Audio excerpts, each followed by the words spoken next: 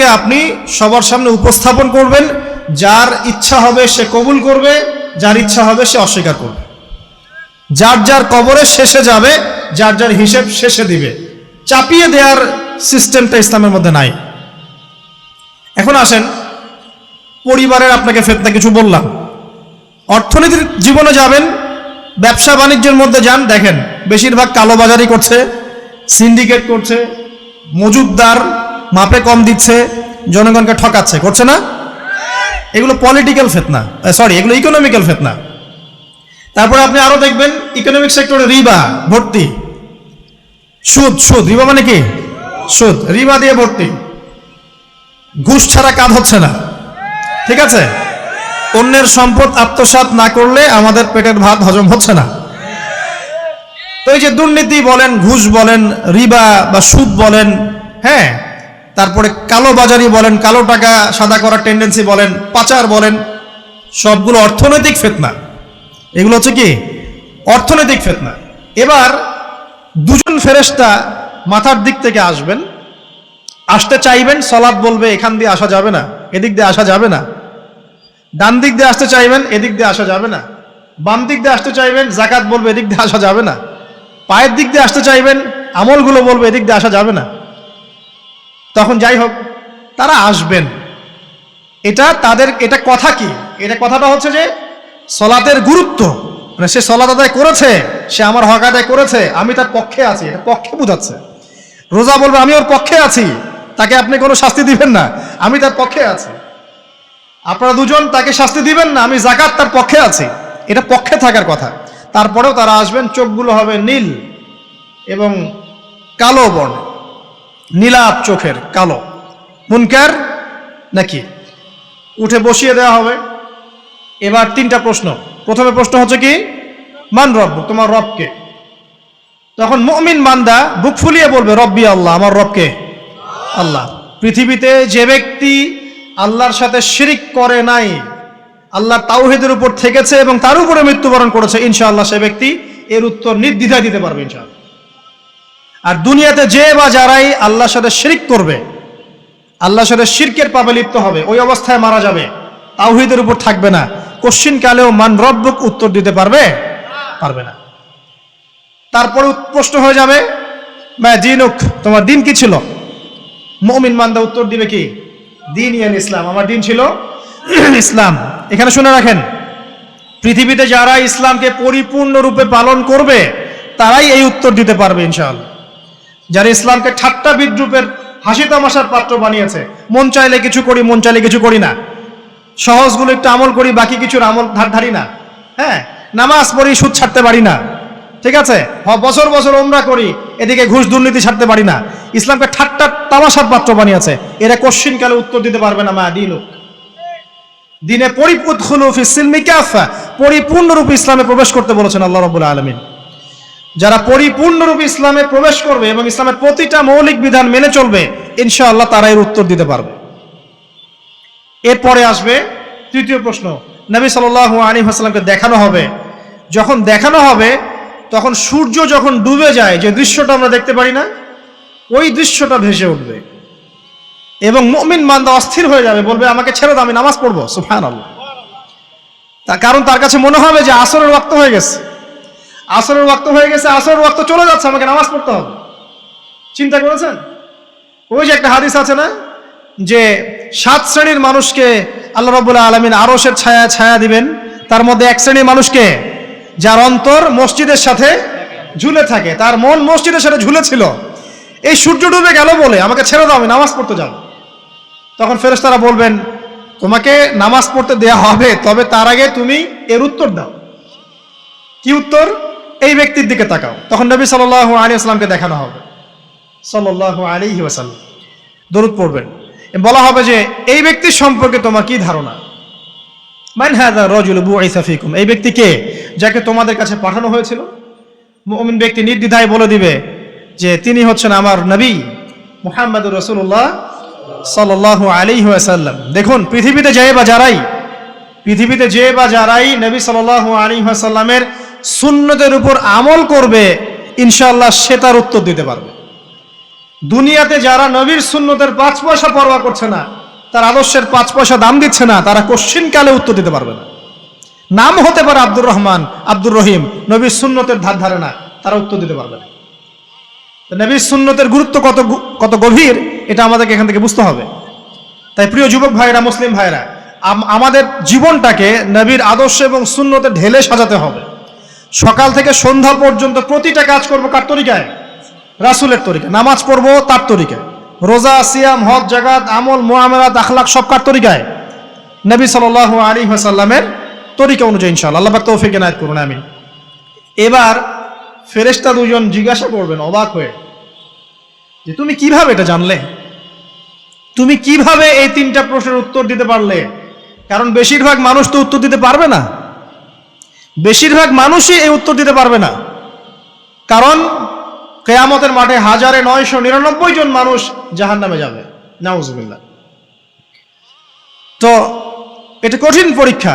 আল্লাহ রাসূল সাল্লাল্লাহু আলাইহি ওয়াসাল্লাম বলেছেন যে নিশ্চয়ই তোমাদেরকে এখানে পরীক্ষায় ফেলা হবে, আর তোমরা যদি এই পরীক্ষা জেনে তোমাদের মৃতদেরকে দাফন করা থেকে বিরত না থাকতে, তাহলে আমি তোমাদেরকে শুনিয়ে দিতাম কবরে কেমন পরীক্ষা হয়।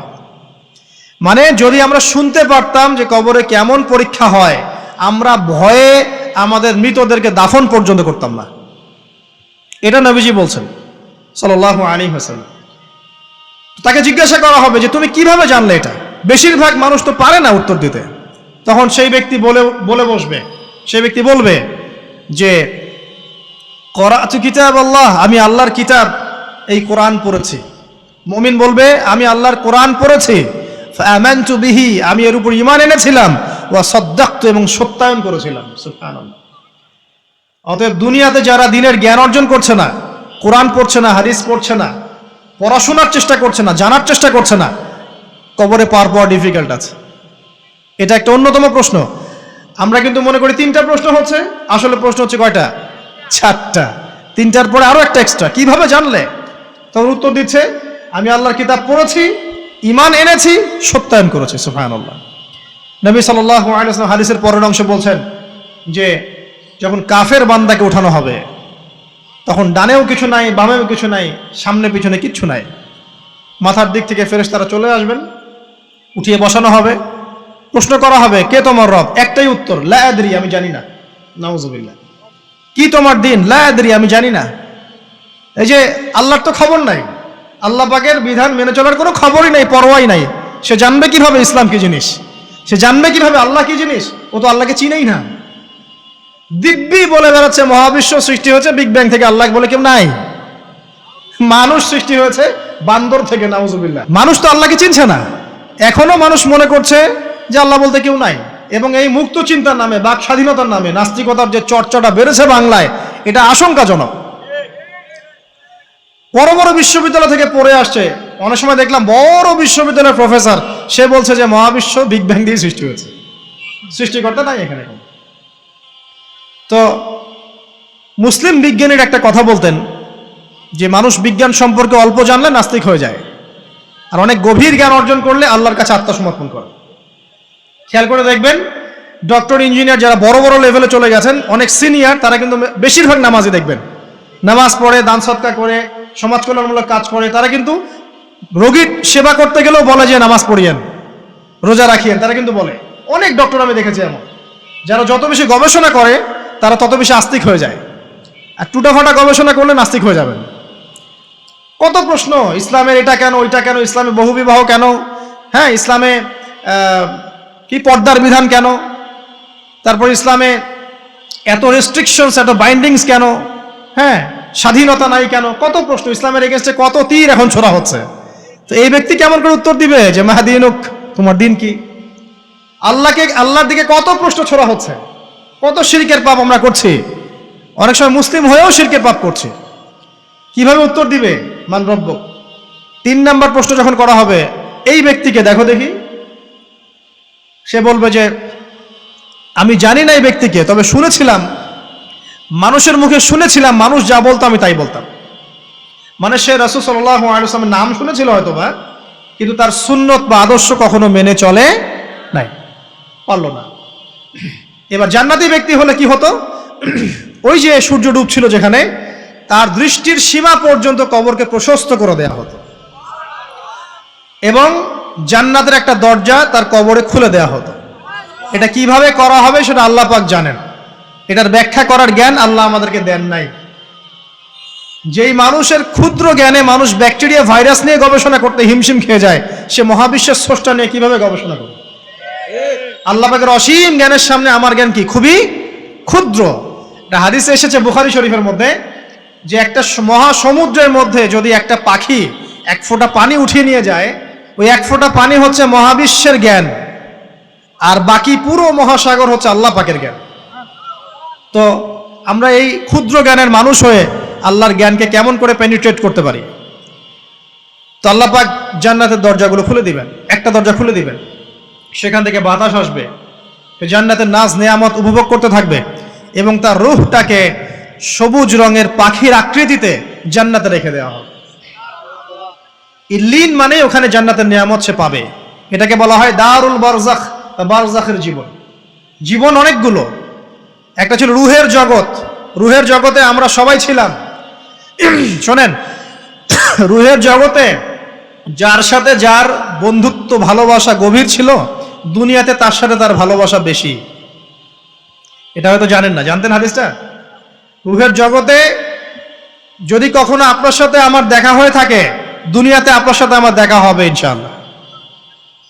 রুহের জগতে যদি আপনার আমার মধ্যে ঘনিষ্ঠ ভালোবাসা থেকে থাকে, এখানেও ভালোবাসা হয়ে যাবে ইনশাআল্লাহ। এটা বলে আমি আবার তোমাদের বয়ফ্রেন্ড গার্লফ্রেন্ড ভালোবাসা বুঝাই নাই, ওই ভালোবাসার কথা বলি নাই।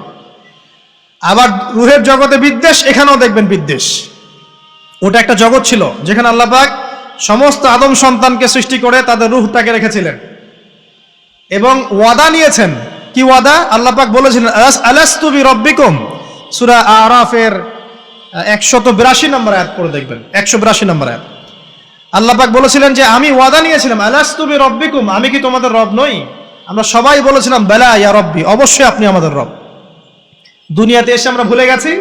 এই ভুলে যাওয়াটা মনে করায় দেওয়ার জন্যই আল্লাহ পাক আসমানে কিতাব নাজিল করেন, নবী রাসূল পাঠান, আমাদের কান পর্যন্ত ইসলামের দাওয়াত পৌঁছে দেন, যাতে আমরা মনে করতে পারি।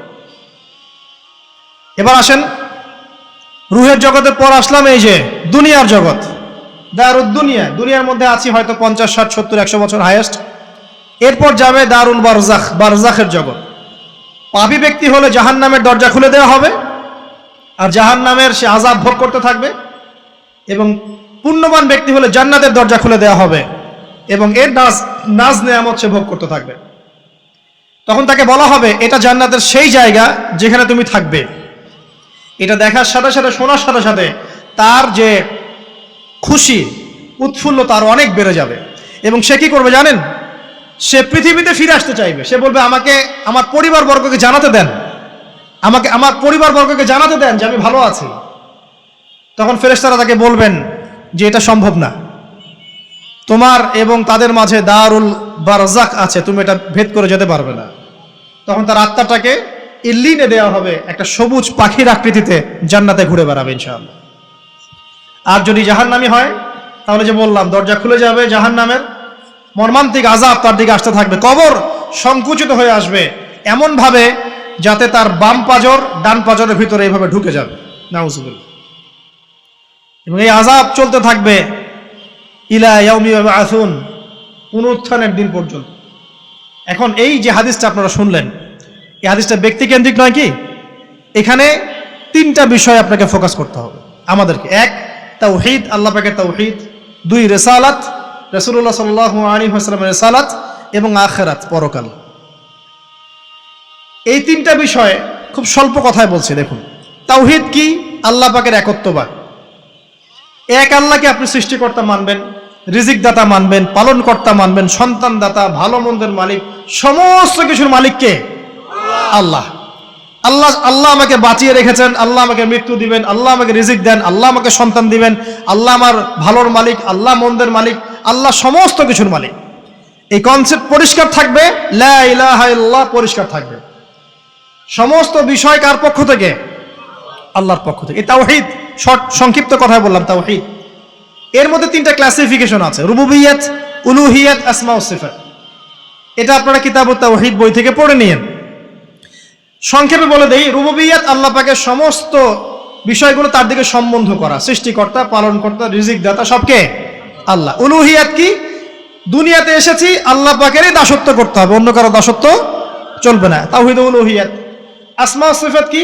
আসমা সিফাত মানে হচ্ছে আল্লাহ পাকের নাম গুণাবলীগুলো আছে, আল্লাহ পাক রহমান, আল্লাহ পাক রহিম, আল্লাহ পাক রাজ্জাক, হ্যাঁ, আল্লাহ পাক গফুর, আল্লাহ পাক শদীদুল ইকাব, সমস্ত গুণাবলী কার? আল্লাহ। এই হলো আসমা সিফাত। আল্লাহ পাক যেমন, আল্লাহ পাক তেমন, আল্লাহ পাক নিজের মতো, কারোর সাথে তুলনীয় নন। হুয়াল্লাহু আহাদ, একক, আল্লাহুস সামাদ, তিনি অমুখাপেক্ষী, লাম ইয়ালিদ ওয়া লাম ইউলাদ, তিনি জন্ম দেননি, জন্মিতও নন, ওয়া লাম ইয়াকুল লাহু কুফুয়ান আহাদ, তার সমতুল্য আর কিছুই নাই। আল্লাহ থেকে সবকিছু হয়, এটাই হলো তাওহীদ। এখন এর তাওহীদের বিরুদ্ধে গেলে কি হয়ে যাবে? শিরক। কেউ যদি মনে করে যে আল্লাহ ছাড়া কেউ আমাকে জীবন দিতে পারে, আল্লাহ ছাড়া কেউ আমাকে মারতে পারে, আল্লাহ ছাড়া কেউ আমাকে রিজিক দিতে পারে, অথবা আল্লাহ ছাড়া কেউ সন্তান দিতে পারে, আল্লাহ ছাড়া অন্য কারো কাছে কেউ যদি দোয়া করে, আল্লাহ ছাড়া অন্য কারো জন্য নজর মানত করে, আল্লাহ ছাড়া অন্য কারো নামে কসম খায়, আল্লাহর হালালকে হারাম করে দেয়, আল্লাহর হারামকে হালাল করে নেয়, ঠিক আছে? আল্লাহ থেকে শুভ অশুভ আসে না, শুভ আল্লাহর পক্ষ থেকে আসে, অশুভ শয়তানের পক্ষ থেকে আসে, এমনও যদি কেউ মনে করে, শুভ অশুভ দুটোই আল্লাহর পক্ষ থেকে আসে, কিন্তু কেউ যদি মনে করে না শুভগুলো আল্লাহর পক্ষ থেকে, অশুভগুলো শয়তানের পক্ষ থেকে, এমনও যদি মনে করে, শিরক হয়ে যাবে। মুসলিমরা চলাফেরায় শিরক করছে। এখন মুসলিমরা আল্লাহ ছাড়া অন্য কারো কাছে চাচ্ছে, মুসলিমরা অনেকে কবরে সেজদা করছে, মুসলিমরা অনেকেই মৃত মানুষের কাছে দোয়া করছে, হাতে বালা পরে আছেন, খোলেন না। কেন খোলেন না? ভয়ে যদি আপনার ক্ষতি হয়, শিরক। মুসলিমরা দেখবেন আগুনের সামনে মাথা নত করছে, মুসলিমরা এখন মেডিটেশন করে, ধ্যান করে, মুসলিমরা জিনকে তাবে করতেছে, অনেক সময় দেখা যায় মুসলিমরা জাদু করতেছে, জাদুবিদ্যা, কুফরি কালাম করছে না? করছে, সবই শিরক, সবই শিরক। মুসলিমরা দেখবেন আল্লাহর হালাল যেগুলো আছে এগুলোকে হারাম করে ফেলছে, আবার অনেক সময় আল্লাহর হারামগুলোকে হালাল করে নিচ্ছে।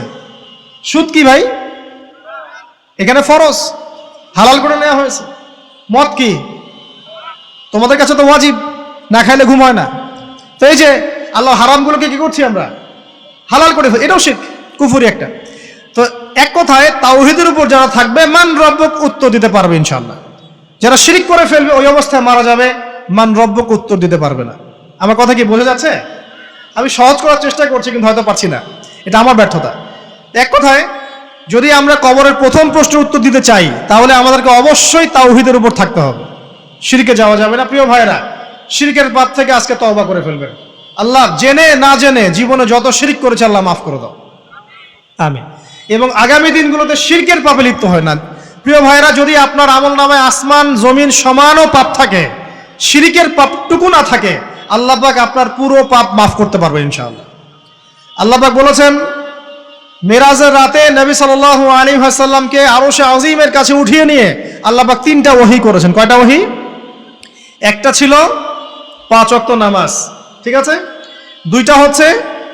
2 নাম্বার হচ্ছে সূরা বাকারার শেষের 3টা আয়াত। 3 নাম্বার একটা ওয়াদা, একটা প্রতিশ্রুতি। সেটা কি? হে মুহাম্মদ সাল্লাল্লাহু আলাইহি ওয়াসাল্লাম, তোমার উম্মতের মধ্যে কেউ যদি আসমান জমিন সমান পাপ নিয়ে আমার সামনে হাজির হয়, কিন্তু আমার সাথে কাউকে শরিক না করে, শিরক না করে, তাহলে আমি আল্লাহ তার সামনে আসমান জমিন সমান ক্ষমা নিয়ে হাজির হব, মানে মাফ করে দেওয়া হবে ইনশাআল্লাহ। অতএব শিরকের পাপে যায় না, ইনশাআল্লাহ জান্নাতে যাওয়া যাবে। যে ব্যক্তি মন থেকে একবার লা ইলাহা ইল্লাল্লাহ পড়েছে, সমস্ত বিষয় আল্লাহর দিকে সুপর্দ করে, তার অন্যান্য অনেক পাপ থাকতে পারে, আল্লাহ পাক চাইলে সব পাপ মাফ করতে পারেন। অতএব মান রব্বুক উত্তর দিতে চাইলে শিরকের পাপে যাওয়া যাবে? যাবে না। আধুনিক শিরকের মধ্যে সবচেয়ে ভয়ঙ্করটা হচ্ছে এটা, যে আমরা আল্লাহর হালালকে হারাম করে নিচ্ছি, হারামকে আবার হালাল করে ফেলছি। এখানে যায় না। সবকিছু আল্লাহ থেকে আসে, দোয়া আল্লাহর জন্য করবেন, নামাজ আল্লাহর জন্য, সবকিছু ইবাদত আল্লাহর জন্য, দ্বীনি ইলম অর্জন আল্লাহর জন্য। প্রতিটা কাজের করার আগে নিয়াত ফিক্স করবেন, কেন করব? পরকালীন স্বার্থ থাকলে করব, না হলে করব না। কেন তুমি টিকটকে যাবা না? কারণ পরকালীন কোনো স্বার্থ নাই। কেন তুমি ফ্রি মিক্সিং অ্যাফেয়ার্সে যাবা না? কারণ পরকালীন কোনো স্বার্থ নাই। কেন মদ খাবা না? পরকালীন কোনো স্বার্থ নাই। কেন মিউজিকে যাচ্ছ না? কারণ পরকালীন কোনো স্বার্থ নাই। কেন তুমি এই যে সুদ খাবা না? কারণ পরকালীন কোনো স্বার্থ নাই। যে কাজে পরকালীন কোনো স্বার্থ নাই সে কাজে কোনো মুমিন মুসলিম নাই। কেন নামাজ পড়বো? কারণ পরকালীন স্বার্থ আছে।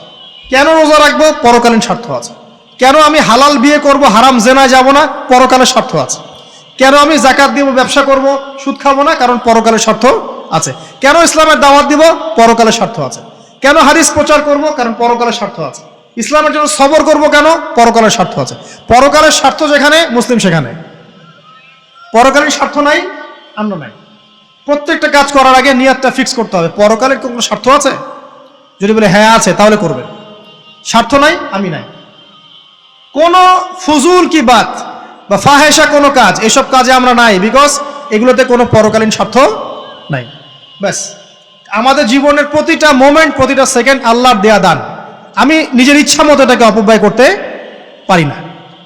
হ্যাঁ, আপনি মিউজিক শুনতে চান, আপনি সং পছন্দ করেন, আপনি নাশিদ শোনেন, ইসলামিক নাশিদ শোনেন, ওখানে আপনার ইমান একটু দীপ্ত হবে, পরকালীন স্বার্থ আছে।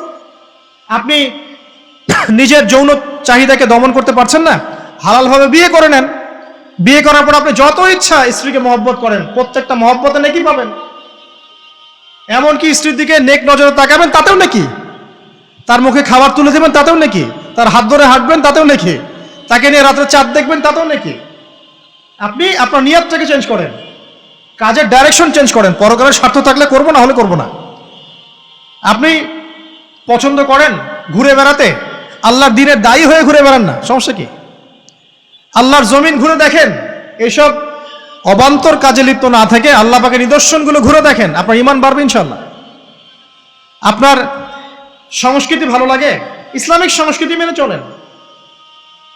আপনি কবিতা লিখতে ভালোবাসেন, ইসলামিক কোনো কবিতা লেখেন। আপনি উপন্যাস পড়তে ভালোবাসেন, ইসলামিক কোনো উপন্যাস পড়েন। আমি বলছি না এগুলোর বাইরে কোনো পড়াশোনা করা যাবে না, এমনটা আমি কিন্তু বলছি না। আমি বলছি আপনি আপনার পুরো কাজটাকে আগে ফিক্স করবেন, পরকালের কোনো স্বার্থ আছে কি নাই। যদি হ্যাঁ দেখা যায় হ্যাঁ পরকালের স্বার্থ ঠিক আছে, অবশ্যই করেন, কোনো সমস্যা নেই। আল্লাহ পাক বোঝার তৌফিক দান করুন। তো দেখুন প্রিয় ভাইরা, শিরকের পাপে যাওয়া যাবে না। এই শিরকের পাপ না থাকলে আমল নামায় ইনশাআল্লাহ আমরা জান্নাতে যাব এবং কবরের উত্তর দিতে পারবো ইনশাআল্লাহ। মান রব্বুক, উত্তর পাস ইনশাআল্লাহ। তারপরে কি? মাদিনুক। এক কথায় ইসলামের অনেক বিধিবিধান আছে, নামাজ, কালিমা, সওম, যাকাত, হজ সব আছে। আমর বিল মারুফ, নাহি আনিল মুনকার, পিতামাতার খেদমত, প্রতিবেশীর অধিকার, স্ত্রীর অধিকার, তারপরে সন্তানদের অধিকার, যাকাত, সবকিছু আছে। এখন যদি ইসলামের কিছু অংশকে মেনে নেন, কিছু অংশকে না মানেন, এটা কিন্তু কুফরি। ইসলামের কিছু অংশকে মানছেন, কিছু অংশকে মানছেন না, এটা কিন্তু কুফরি। ইসলামের পরিপূর্ণ বিধানটাকে যদি মেনে চলেন, ইনশাআল্লাহ আযজা ওয়া জাল আপনি মাদিনুক উত্তর দিতে পারবেন। আপনি আমল করতে পারেন না পারেন, মনে করেন আপনি আমল করতে পারছেন না, কিন্তু আপনি আকীদা পোষণ করছেন যে হ্যাঁ ইসলামে যা আছে আমি সবকিছু মেনে চলি, কিন্তু হয়তো আমল করতে গিয়ে আমি পারছি না। আমি হয়তো নামাজ 5 ওয়াক্ত পড়তে হয়, আমি জানি, আমি মানি, কিন্তু আমার মাঝে মাঝে মিস হচ্ছে, মাঝে মাঝে আমি জামাত মিস করে ফেলছি। আপনি মানেন যে সওম রাখতে হয়, মাঝে মাঝে আপনার সওম মিস হয়ে যাচ্ছে, কিন্তু আপনি বিশ্বাস করেন যে হ্যাঁ আপনি সওম রাখতে হয়, আপনার আকীদা ঠিক আছে। আপনি যাকাত দেন নাই এতদিন, কিন্তু আকীদা রাখেন হ্যাঁ দিতে হয়, আমি সুযোগ পেলে দিয়ে দিব। এই যে কনসেপ্টটা ক্লিয়ার রাখা যায় না, ইসলামের বিধানগুলো প্রতিটা আমি মানি মন থেকে, হয়তো আমল করতে গিয়ে আমি পেরে উঠতেছি না বা হয়ে উঠছে না। ইনশাল্লাহ একদিন না একদিন আল্লাহ পাক আপনাকে তৌফিক দিবে ইনশাল্লাহ, আল্লাহ পাক তৌফিক দান করুক। কিন্তু কনসেপ্ট যদি ক্লিয়ার না থাকে যে আমি কিছু অংশ মানি, কিছু অংশ মানি না, এটা ইসলাম হলো না। উদখুলু ফিস-সিলমি কাফা, পরিপূর্ণরূপে ইসলামে প্রবেশ করেন। দিনী বোন অনেকে আছে পর্দা হয়তো করতে পারছে না, কিন্তু মনে করে, বিশ্বাস করে যে পর্দা করতে হয়, এটা ফরজ। ইনশাল্লাহ আল্লাহ চাইলে ওকে একদিন তৌফিক দিবে ইনশাল্লাহ। হয়তো এখন মুখ খোলা আছে, হয়তো বা আগে গেঞ্জি টি শার্ট পরে ঘুরতো, এখন সেলোয়ার কামিজ পরছে, ঢিলে ঢালা জামা পরছে, এখনো বোরখা পরছে না। ওকে তুচ্ছ তাচ্ছিল্য করার দরকার নাই আপাতত। ওকে আরো বুঝান, আরো নরম হন, আরো বুঝিয়ে সুঝিয়ে ইসলামের দিকে আনার চেষ্টা করে। এতদূর এসেছে, ওই পর্যন্ত যাবে ইনশাল্লাহ। কারণ ও বিশ্বাস করে হ্যাঁ পর্দা করতে হয়, আমি মানি পর্দা করতে হয়, কিন্তু আমি এখন করতে পারছি না, ইনশাল্লাহ করব, আল্লাহ পাক চাইলে তৌফিক দিবেন ইনশাল্লাহ। তো এই যে বিষয়টা, যে ইসলামকে মনে আগে ধারণ করা, যে না আমি মানি ইসলামের প্রত্যেকটা বিধান ঠিক আছে। চুরি করলে চোরের হাত কাটতে হয়, ইসলাম বলেছে। ডাকাতি করলে শাস্তি আছে। জেনা যদি কেউ করে 100 বেত্রাঘাত, মদ খাইলে 40টা বেত্রাঘাত, ব্যভিচার যদি করে কেউ, এই পরকীয়া করে বিবাহিত ব্যক্তি, রজম। এগুলো কেসাস, একজন একজনকে হত্যা করলে তাকেও কেসাস করতে হয়, এই বিধানগুলো আছে। এখন আপনি বলতে পারেন আমি এই ওয়ার্ল্ডের প্রেক্ষাপটে এটাকে বাস্তবায়ন করতে পারছি না, কিন্তু আমি বিশ্বাস করি ইসলামে এই বিধানগুলো আছে, এটা আল্লাহর বিধান, ইনশাল্লাহ আপনি মাফ পেয়ে যাবেন, ইনশাল্লাহ আল্লাহ চাইলে আপনি মাফও পেয়ে যাবেন। কিন্তু যদি মনে করেন না এই যুগের এগুলো চলেই না, আমি আল্লাহ পাকের এসব বিধান কিচ্ছু মানি না, আমি যে বিধান বুঝি এটাই চূড়ান্ত, তাহলে খবর আছে, তাহলে মা দিনকে উত্তর দিতে পারবেন। তো বুঝেন, বিষয়টা বোঝেন, আকীদাটা ক্লিয়ার করেন যে না আমি পারতেছি না, এটা একটা বিষয়, কিন্তু আমি বিশ্বাস করি ইসলামের এগুলো অংশ, হয়তো আমি এখন পারছি না, ইনশাল্লাহ ভবিষ্যতে পারবো। আল্লাহ চাইলে আপনাকে তৌফিক দিবে ইনশাআল্লাহ। আমরা দোয়া করি আল্লাহ পাক আমাদেরকে পরিপূর্ণরূপে ইসলামে প্রবেশ করার তৌফিক দান করুন। আর সর্বশেষ কি, এটা যদি করতে পারে মা দিনকে উত্তর দিতে পারবে। মান নবীকে উত্তর কখন দিতে পারবে? যখন একজন ব্যক্তি সারা জীবন নবী সাল্লাল্লাহু আলাইহি ওয়াসাল্লামের সুন্নতের উপর আমল করতে পারবে। এই যে ঘুম থেকে উঠলেন, ব্যাস ব্রাশটা নিয়ে দৌড়ে চলে গেলেন বাথরুমে, কি জন্য? ঘুম থেকে উঠলেন, আগে চোখটা একটু ঘষতে হবে, মুখে হাত দিতে হবে, তারপরে আপনি দোয়া পড়বেন। কি দোয়া পড়বেন? আলহামদুলিল্লাহিল্লাযী আহইয়ানা বা'দা মা আমাতানা ওয়া ইলাইহিন নুশুর। তারপরে আপনি যাবেন বাথরুমে। দোয়াটা না পড়ে কেন গেলেন? ঘুমাচ্ছেন, ঘুমানোর আগে আপনি অবশ্যই বলবেন। ঘুমানোর আগে একদম একটা গান শুনে, একটা গার্লফ্রেন্ডের সাথে 10টা মিনিট কথা বলে, হ্যাঁ জান রাখি, ব্যাস, তারপরে ঘুমিয়ে গেলেন। ঘুমটা আপনার জন্য ইবাদত হলো না? হারামে লিপ্ত হতেন না? আল্লাহুম্মা বিইসমিকা আমুতু ওয়া আহইয়া পড়তেন, সূরা মুলক পড়তেন, সূরা কাফিরুন পড়তেন, সূরা ফালাক নাস ইখলাস পড়তেন, ঘুমিয়ে যেতেন। পুরো ঘুমটাই ইবাদত, পুরো ঘুমটাই নাকি?